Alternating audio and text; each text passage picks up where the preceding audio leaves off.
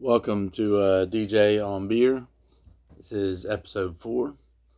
The first 3 have been Big Oyster beers. And I apologize to Sam for the first one not being a Dogfish beer. Just so happened Big Oyster had some releases yesterday. But I've had this bottle saved up for a while. I was going to share it with some folks, but in the spirit of the quarantine regulations, I can't really share it with anybody. So we're going to have a 2012 Dogfish Head Black and Blue.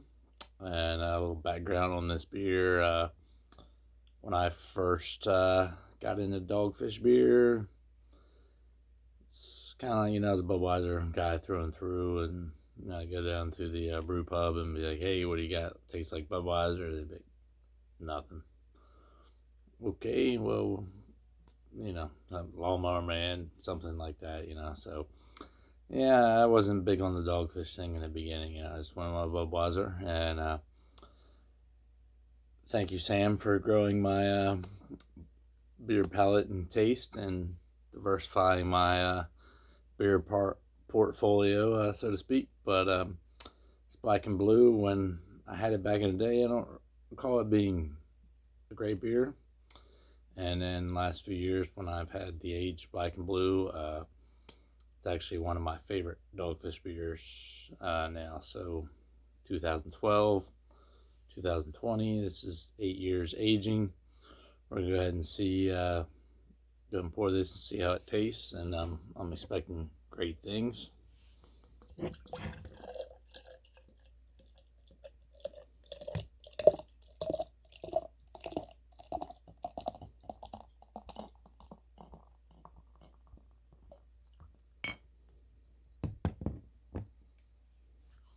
And I do like vigorous pours to make sure to get all the carbonation, or not all of it, but a lot of the carbonation out of the beer. That way,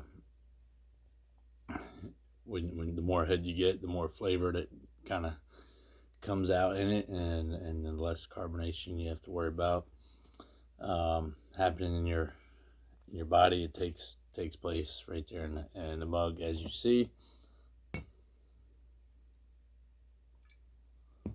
So there is the bottle with the nice bottle art. The Dogfish Oktoberfest mug stein. Thank you, Victor VJ, for picking that up for me a couple years ago. And go ahead and give this a taste.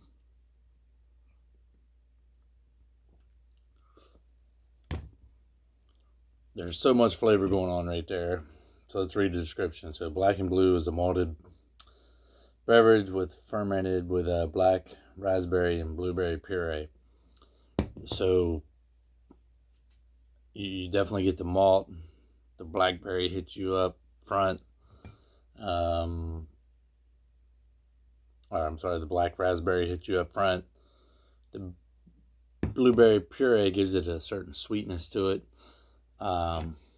This beer cannot be rated any less than a 4 or 5. If you have true beer taste buds.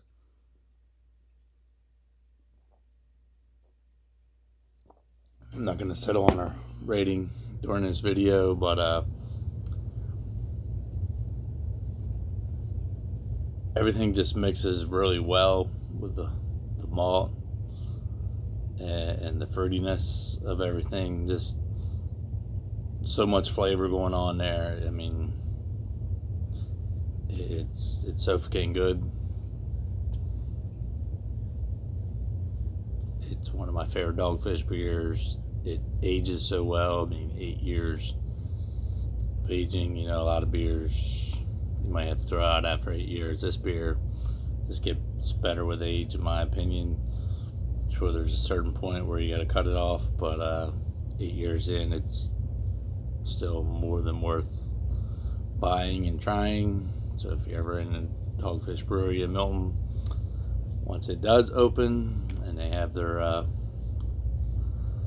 vintage fridge and you see a a black and blue in that fridge, you might as well go ahead and grab it, because it's definitely worth the price, and just one of the best beers from them you're going to actually get. So not much else to say on this one. Just very good beer. Was excited to try it. Sorry I couldn't share it with more folks. Pretty sure Dogfish has some more 2012 stash that they'll be unveiling, so I'm sure I can share it with folks in the future. But it's only episode 4 of DJ on Beer, so if you have any comments, suggestions, ways I can improve, my videography's not professional probably, so if you got some suggestions there, that's cool. Whatever, you like it, you don't, great, tell me, give me a thumbs up, thumbs down, whatever the case may be. But regardless, stay safe and enjoy whatever beer you like to drink. Cheers.